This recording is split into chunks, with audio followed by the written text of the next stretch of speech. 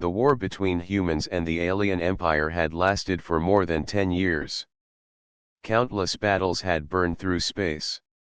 Ships were lost, colonies destroyed, and families left in sorrow. Both sides were tired, but neither wished to surrender. Humanity believed it had to defend its worlds, while the alien empire believed it had to protect its pride. Daniel was not a soldier, nor was he a great leader. He was a negotiator, chosen because he had a calm voice and a way of speaking that made even enemies pause. He never imagined that his name would one day be tied to the fate of two civilizations. Yet here he was, seated inside the great council hall on Earth, waiting for a message that would change everything. The air inside the hall was heavy with silence. Around Daniel, admirals and commanders sat stiffly, their uniforms marked with the weight of war. Some whispered that the aliens were planning another great attack. Others feared that the message would bring demands for human surrender. Then the giant screen at the front of the hall came to life. A shimmer of blue light filled the room, and a figure appeared. It was the alien queen herself. She was tall, her form marked by silver armor and a crown that glowed faintly with light. Her eyes were sharp, but there was also something weary in them, as if she carried more than just power. Gasps filled the chamber. Never before had the Queen spoken directly to humanity. Admirals leaned forward, advisors whispered quickly to one another, and the entire hall seemed to stop breathing. The Queen's voice was clear, carrying strength but also an edge of sorrow. I am Aaron, Queen of the Celery Empire. For years our people have fought, and for years the stars have burned with war. But no more. I give you a choice. If your envoy will marry me, the war will end. The words struck the hall like thunder. For a long moment, no one spoke. Even the sound of breathing seemed loud. Daniel blinked, wondering if he had heard her correctly. Mary, one of the human commanders whispered. Did she say Mary? Another scoffed. This is a trick. A trap. She seeks to bind us with lies. But the Queen did not look like she was lying. Her gaze was steady, her expression calm. She stood with the posture of someone who carried heavy chains and yet refused to fall. Daniel's heart raced. Why was she looking at him? Out of all the humans in the hall, her eyes were fixed on him, the simple negotiator who had never lifted a weapon in his life. The council burst into noise. Some demanded refusal. Others said it could be a chance, the first real chance for peace. The human admiral struck the table, his voice firm. This is madness. We cannot give one of our people as a bride to an enemy. We cannot trust her. She must be planning to use him as a hostage. Yet others whispered in the shadows of the hall. What if she is telling the truth? What if this is the only way to stop the war? We have lost too many lives already. Through it all, Daniel sat frozen, his mind spinning. Why him? He had come only to help with words of peace, to calm meetings and reduce anger. He was no leader, no hero. And yet, in the eyes of the alien queen, he saw something that silenced his fear. He saw honesty. He saw a woman who had lost as much as humanity had. Finally, the queen spoke again, her voice steady.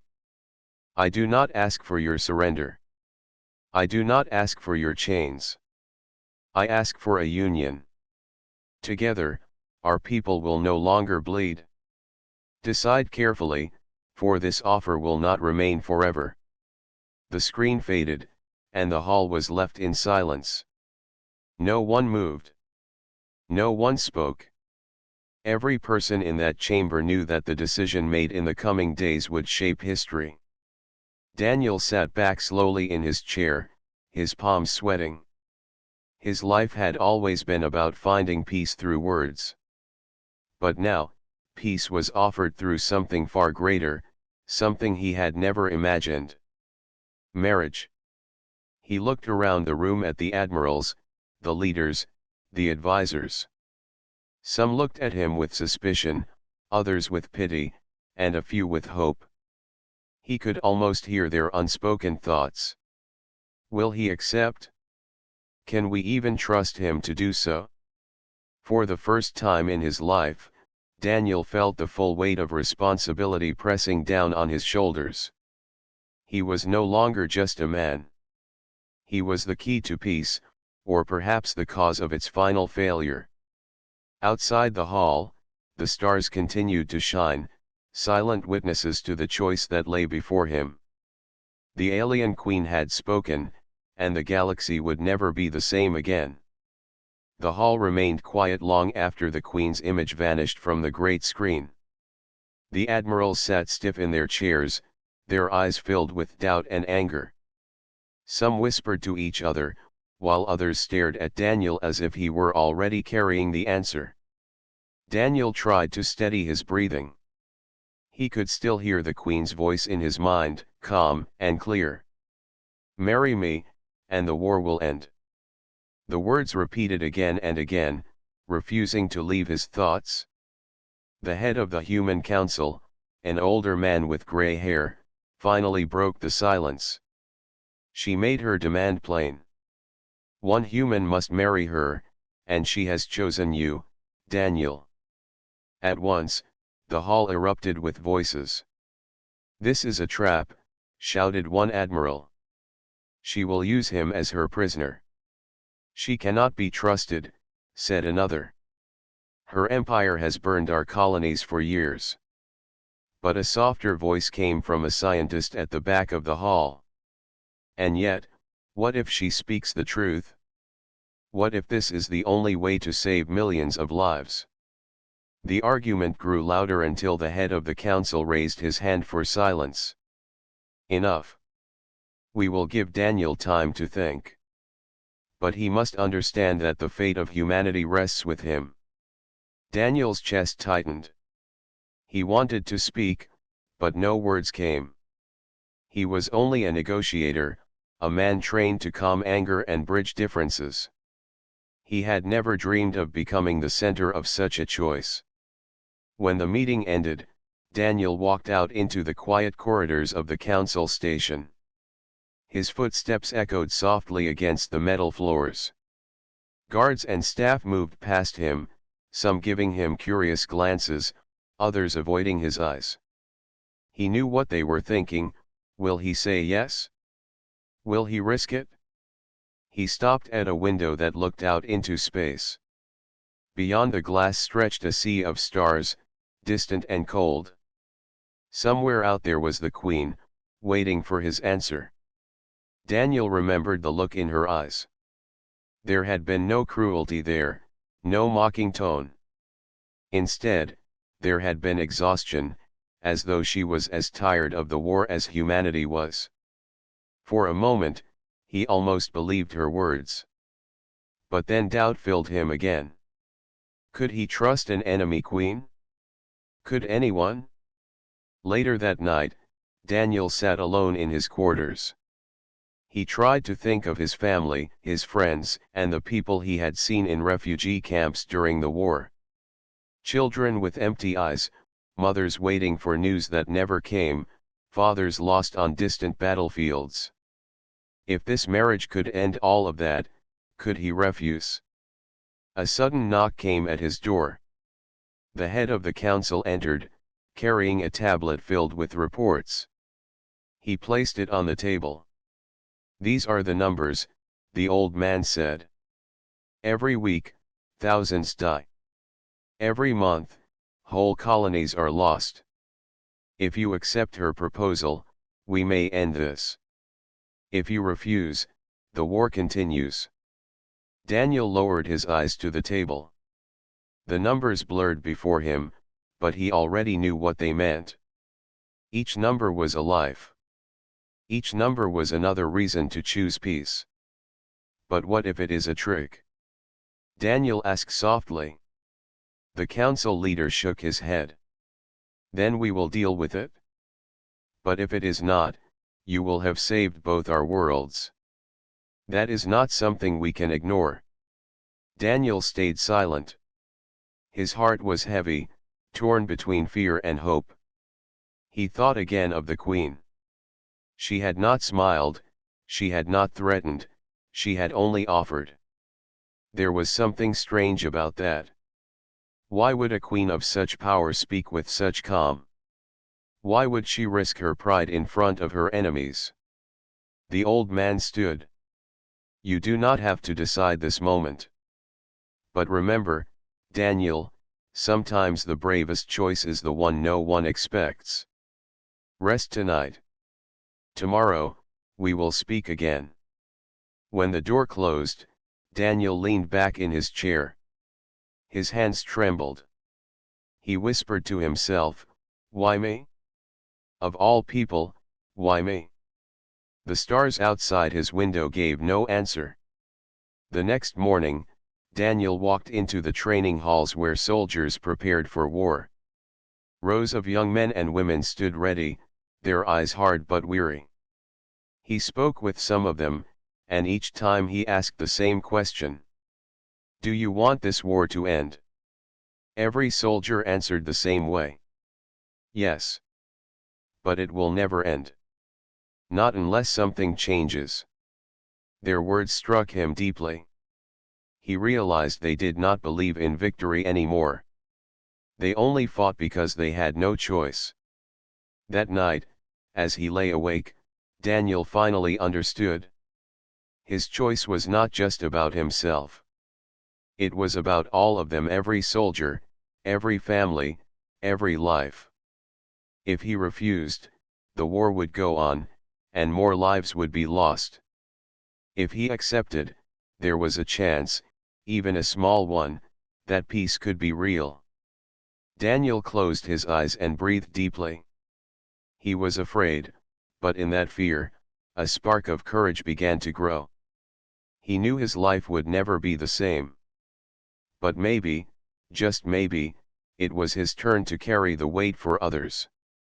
And somewhere far away, the alien queen waited, her gaze fixed on the same stars, wondering what answer the human would give.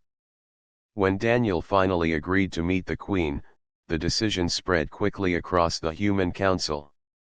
Some were shocked, others relieved, and many remained suspicious. But no one stopped him. Perhaps they knew that even if it was a risk, it was a risk worth taking. A week later, a grand alien ship arrived near the neutral zone, a place between human and alien space. Its size was unlike anything Daniel had ever seen. It was not only massive but also beautiful, shaped like flowing wings with silver lines glowing softly across its surface. It was less a weapon and more a moving palace among the stars. Daniel stood on the docking platform, his heart racing as the alien vessel opened its gates. A group of alien guards stepped out first, tall and armored, their faces hidden by silver masks. Behind them came the queen herself. Queen Erin wore no heavy crown this time, only a robe of deep blue that shimmered as if stars were woven into the fabric. She walked with calm dignity, her eyes fixed on Daniel. There was no arrogance in her gaze, only a steady firmness. Daniel of Earth, she said, her voice carrying across the docking bay. You chose to come. That is a step toward peace. Daniel bowed his head slightly, unsure of the proper greeting. I came because both our people need something better than war. For the first time, the queen gave the smallest hint of a smile, though it was faint, almost hidden. She gestured for him to follow. As they entered the alien ship, Daniel's eyes widened. He had expected cold metal halls and weapons ready at every corner. Instead, he found corridors lined with glowing patterns that looked almost alive. The walls shimmered with colors, and soft lights pulsed gently as if the ship itself was breathing. They passed through gardens filled with strange plants, their leaves glowing with soft light, their petals moving as if they responded to touch. Alien children played among the gardens, laughing in voices that sounded musical. Daniel was struck by how normal they seemed, how human in their joy. "These are the lives I protect," Queen Erin said as she walked beside him. "My people are not only soldiers. They are families, artists, children. They are tired of war, just as your people are." Daniel nodded slowly. He realized then that he had only ever seen the enemy through battles and reports. He had never seen them as people before. The queen led him into a great chamber filled with windows that looked out onto the endless stars. At the center was a circle of floating crystals that shone with soft light. "This is our Hall of Voices," Erin explained. "Here, the memories of past rulers are kept. They remind us that even the greatest wars must end in peace, or they will destroy us." Daniel stepped closer, staring at the glowing crystals. He could almost hear faint whispers, like echoes from another time. The chamber felt heavy with history, as though countless rulers had stood where he now stood. The queen watched him closely. "You wonder if my offer is real. I will tell you the truth. My empire is strong, but it is also fragile. There are warlords who live only for battle. They will never accept peace unless I show them a symbol stronger than their weapons. That is why I need this union." Daniel turned to her. "So you need me to prove to your people that peace is possible?" "Yes," Erin replied simply. "To them, it will not only be words. It will be unity between enemies, made real. That is something they cannot deny."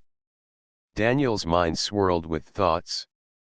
It was strange to think that his life could change the course of entire civilizations. Yet as he looked at the queen, he saw that she was not speaking for herself alone.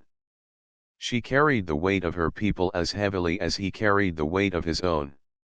Later, as they walked through another part of the ship, Daniel noticed murals painted on the walls. They showed great battles, victories, and losses. But at the end of the mural was an image of two hands reaching toward each other, one human-like, the other alien. "What is this?" he asked. Erin's eyes softened. "A dream. Long before this war, there were those who believed our people would one day meet and choose unity instead of conflict. Perhaps this is the time for that dream." Daniel touched the mural gently.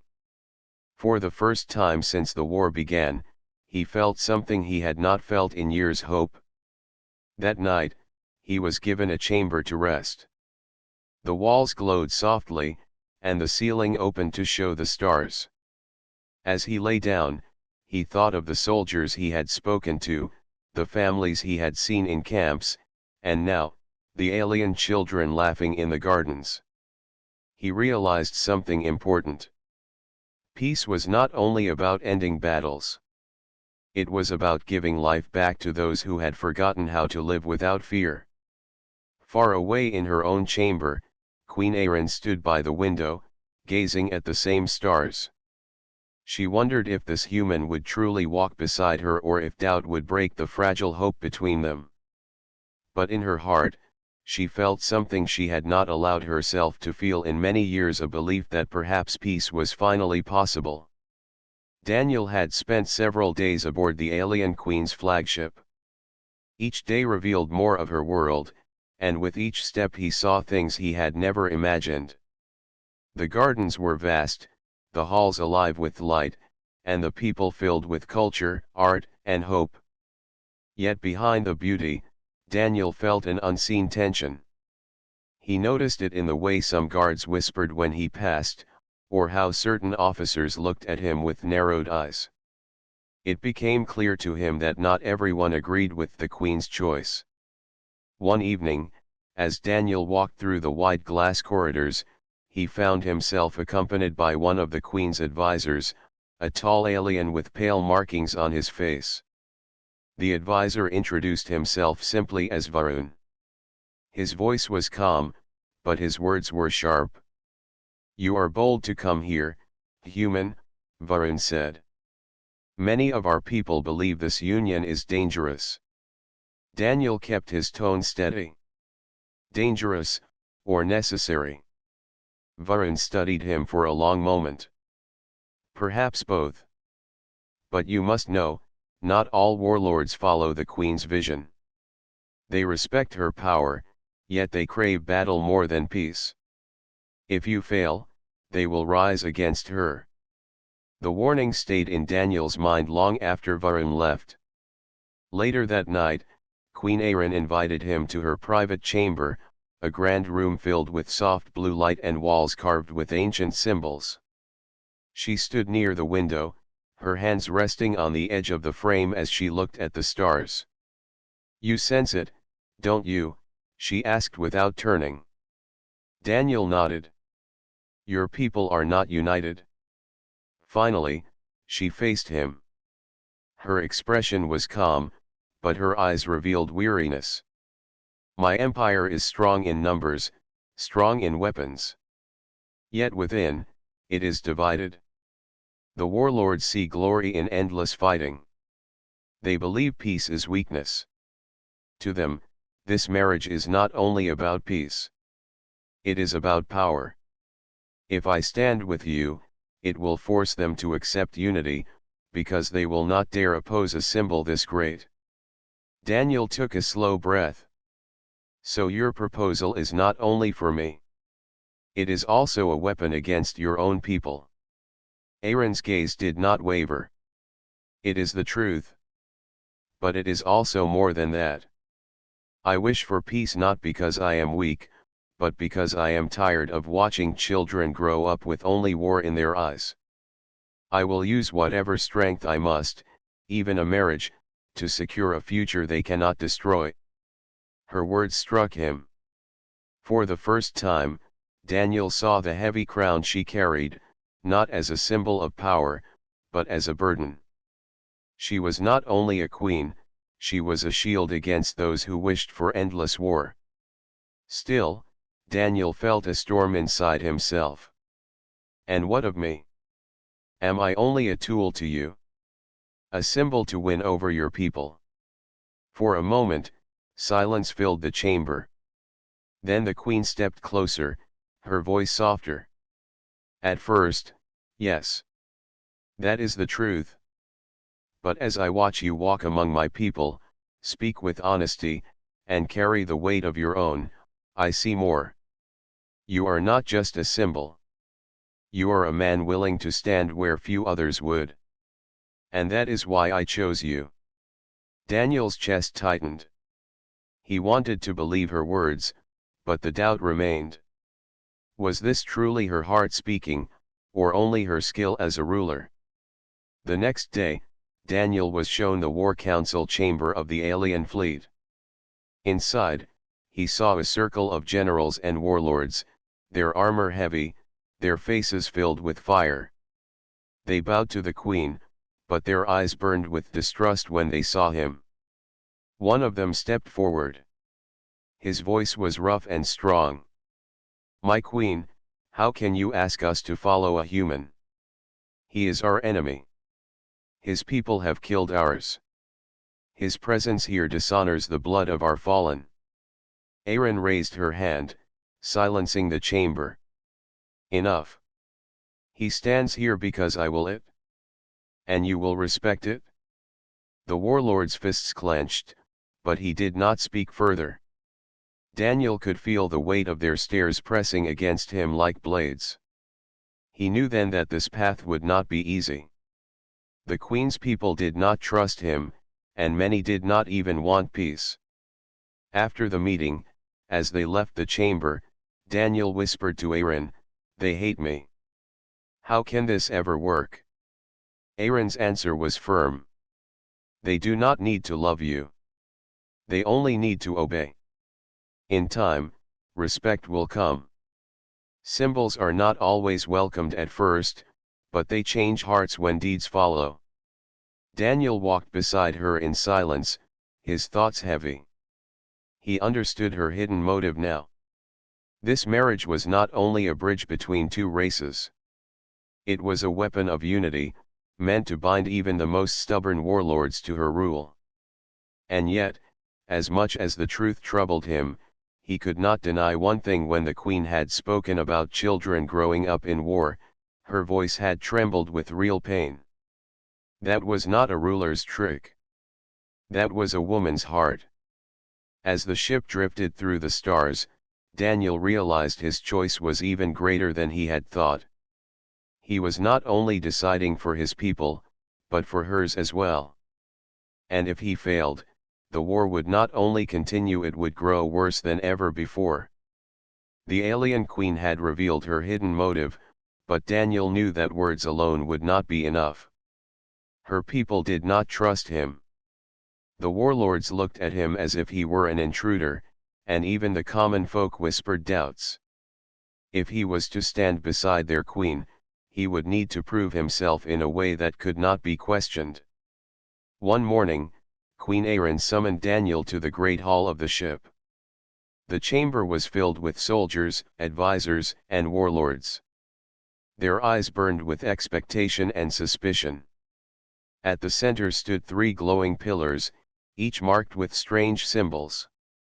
These, the queen declared, her voice carrying through the chamber, are the ancient trials of trust. They were once used to test those who sought to lead, not with weapons, but with heart. Daniel of Earth will face them. If he succeeds, he will earn the right to stand beside me. If he fails, then even I cannot shield him. The hall filled with murmurs. Some of the warlords smiled coldly, eager to see him fall. Others crossed their arms, waiting to judge. Daniel felt the weight of every gaze pressing on him, but he straightened his back. He had not come this far to falter now. The first trial began. He was led into a chamber filled with illusions. The walls shimmered, and suddenly he stood on a battlefield, the ground covered in smoke and fire. Alien soldiers lay wounded, calling for help. At the same time, human soldiers appeared, also crying out in pain. A voice echoed in the chamber. Choose. Save your own, or save your enemy. You cannot save both. Daniel froze, his heart pounding. The human soldiers reached out to him, their voices filled with desperation. The alien soldiers did the same. Every instinct told him to save his people first.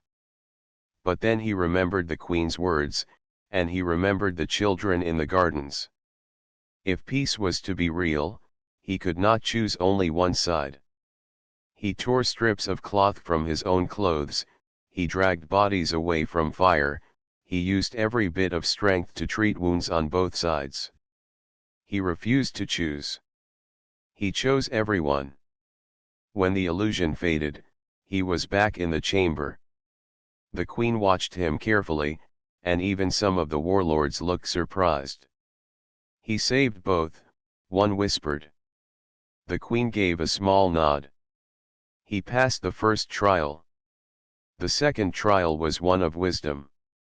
Daniel was brought before a table where three objects rested: a sword, a crown, and a seed. A voice again echoed. Choose the path of power, the path of rule, or the path of growth. The warlords leaned forward, expecting him to take the sword. Surely, they thought, a human would seek power through battle. Some expected him to take the crown, hoping to rule through authority. But Daniel studied the seed. Small, simple, fragile. And yet, within it was life. With care, it could grow into something greater. He picked it up and held it high. Wars are fought with swords. Empires are held with crowns. But the future is grown with seeds. If I must choose, I choose growth. The hall fell silent. Some of the aliens frowned, confused by his choice. But others murmured with approval. The queen's lips curved in the faintest smile. He passed the second trial, she declared. The third trial was the hardest. Daniel was brought before a warlord who stepped into the circle holding a blade. The warlord's eyes burned with challenge. "This is the final test," the queen said. "He must face the trial of loyalty." The warlord raised the blade and placed it in Daniel's hand. Then he stepped back, arms open, chest unguarded. "Strike me down, human," the warlord growled. "Prove you are loyal to the queen. Show your strength." The hall went silent. Every eye was fixed on Daniel. His hand shook as he held the weapon. If he struck, he might win their respect, but at the cost of his own heart. If he refused, they might call him weak. He lowered the blade slowly. "Peace cannot be built on blood. If I must prove loyalty, I will do so by refusing to kill when I have no reason."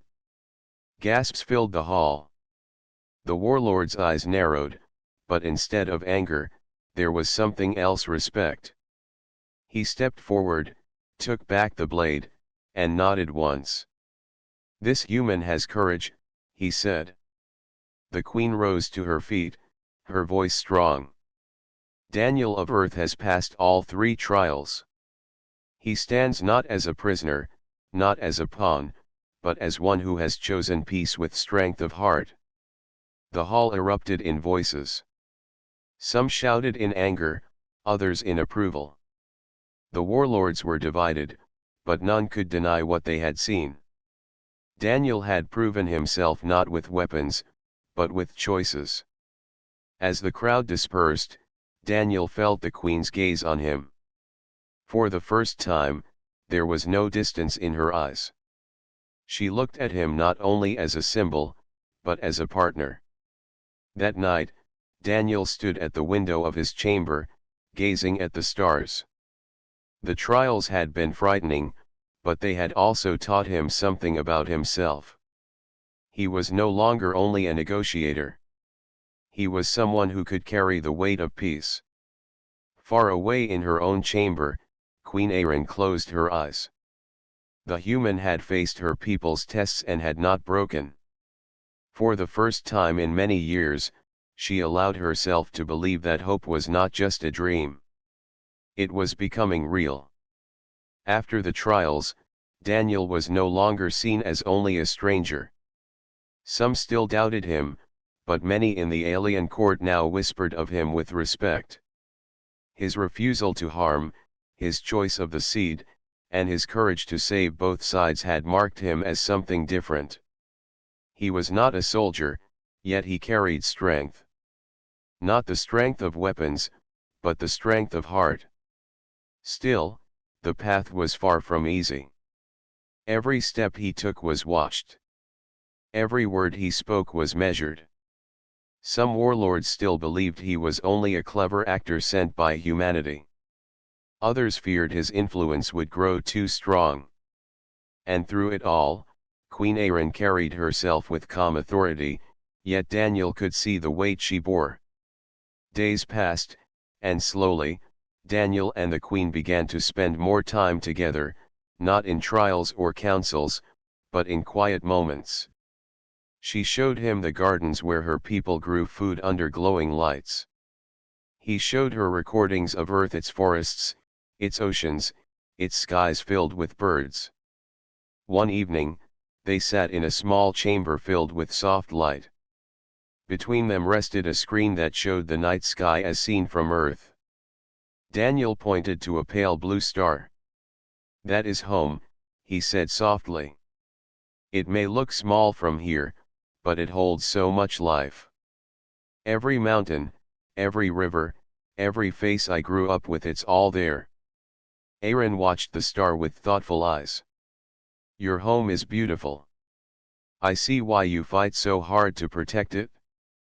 Daniel turned toward her. "And your people? They look to you the same way." They believe you will protect them, no matter the cost. The queen's gaze lowered.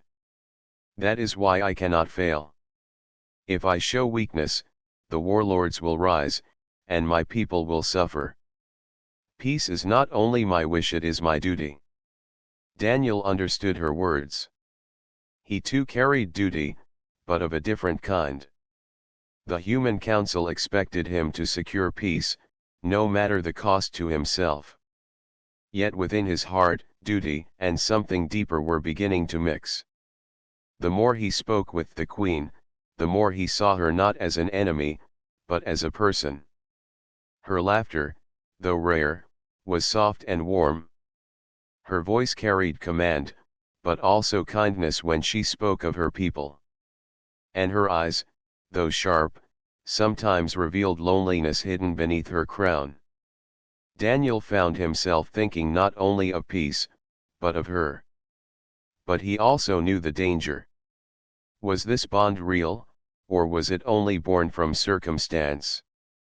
Was he letting feelings cloud his judgment, or was he discovering the truth of her heart? One day, while walking through the gardens, Daniel asked her directly. When you look at me, do you see a man, or do you only see the symbol you need? The queen stopped, her hands brushing the glowing leaves of a plant. She was silent for a long moment. Finally, she answered. At first, I saw only a symbol. A way to unite my people, to force the warlords into peace. But now I see a man who chooses not for himself, but for others. And that is something I did not expect. Daniel's chest tightened at her words.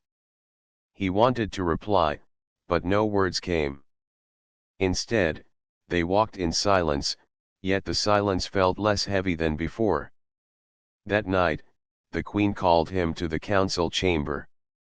Reports had arrived of warlords preparing fleets in secret, refusing to accept peace. Their eyes were still on conquest. They are afraid, Aaron told him. Afraid of losing the power that war gives them. They will not give up easily. Daniel stepped forward. Then we must show them that peace is stronger than war. Not only with words, but with action. The queen studied him, her gaze steady. You speak like a ruler. Daniel shook his head. No, I speak like someone who has seen too much pain. I don't want to lead your people. I only want to make sure there's a future where both our children can live without fear. Her eyes softened at that, and for a brief moment, the weight of her crown seemed lighter. In the days that followed, Daniel and Aaron worked together, preparing not only for their union, but for the resistance it would face. They planned ceremonies, spoke with advisors, and addressed their people through broadcasts. Slowly, whispers of hope spread. Humans and aliens alike began to imagine a life without war. Yet, as the day of union drew closer, Daniel often found himself awake at night, staring at the stars. He wondered if his feelings were his own or if they were shaped by the burden placed upon him. Was he falling for the queen, or for the dream of peace she represented?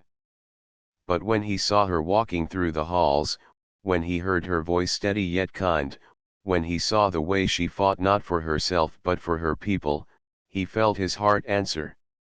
It was both. She was duty, and she was more.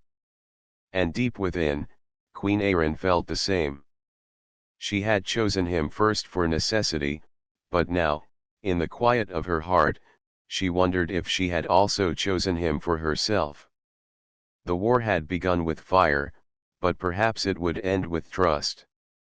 And maybe, just maybe, trust could grow into something even stronger. The day of the union arrived, and both human and alien worlds held their breath. For generations, war had been the only song sung across the stars. Ships had burned, soldiers had fallen, and hatred had taken deep root. Now, in one hall carved of crystal and light, two leaders stood ready to choose another path. The chamber of the alien court had never been so full. Warlords with hard eyes stood shoulder to shoulder with human envoys in plain uniforms. Above them, banners of both sides hung together for the first time. The air itself seemed tense, as though the future waited to be written in that single moment. Daniel stood at the center, dressed not in a soldier's armor but in simple robes given by the Queen's people. They were light blue, the color of hope in their tradition. His hands trembled slightly, not from fear of battle, but from the weight of what was about to happen. Then the Queen entered. Erin wore a crown of woven metal that shimmered like starlight. Her robes were deep silver, flowing like water. Every step she took echoed in the chamber, steady and strong. Yet when her eyes met Daniel's, for a brief instant, the weight of rule gave way to something gentler. The ceremony began. An elder of her people raised a crystal, its glow spreading across the hall. Today, two stand as one, the elder spoke. Not only for themselves, but for all who call the stars their home. Where war has sown fire, may this union sow peace. Daniel and Erin faced one another. There were no long speeches, no endless vows. Instead, the tradition was simple, each was to speak one truth from the heart. Daniel's voice was steady, though his heart raced. I was sent here as a messenger, a tool of peace. But in you, I found more than duty. I found someone who carries the same weight I do, someone who dreams of a future without chains of war. I stand here not only for my people, but for you. The hall was silent. Even the warlords leaned forward, caught in the honesty of his words. Then the Queen spoke. Her voice was clear, each word carrying strength. I chose you first for necessity. I admit this. But as I saw your heart, I learned you were not a tool, not a mask. You are a man who refuses to let fear rule him, and in you I see hope. I stand here not only as a queen, but as a woman who chooses peace and chooses you. The elder lifted the crystal higher, and its glow spread until the chamber shone with pure light. Then let it be known, the elder declared, the war ends this day. By their union, two worlds are bound, and peace shall rise. Applause thundered across the chamber. Some clapped with joy, others with hesitation, but none could deny what had just been sealed. For the first time in living memory, the word peace was not just a dream. Daniel and Erin clasped hands. Their fingers intertwined, and the crystal glowed brighter, as though the universe itself blessed their bond. Yet peace was never simple. As the ceremony ended, whispers spread. Some warlords still refused to accept the union, while others already plotted. On earth, certain voices doubted if the Queen could be trusted. But among the common people, both alien and human, a new hope stirred. If two sworn enemies could stand side by side, then perhaps the endless cycle of hatred could truly end. That night, after the hall had emptied, Daniel and Erin stood together on a balcony overlooking the city. Lights shimmered below, and for once, they were not the fires of war, but the glow of celebration. Daniel spoke softly. Do you think this will hold? That our people will truly accept this? Erin looked at the city, her eyes thoughtful.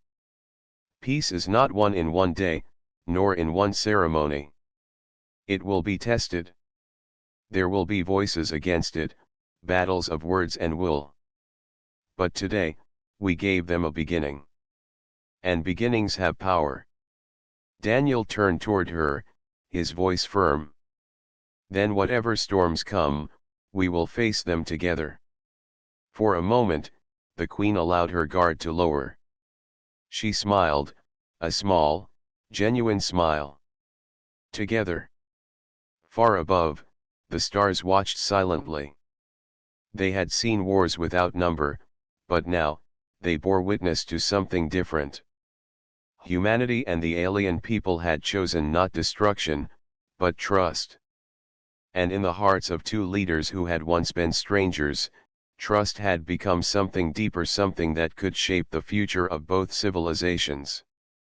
The war had ended not with fire, not with conquest, but with a promise. A promise sealed not only by duty, but by choice. And in that choice lay the first true step toward a future where the stars belonged to all.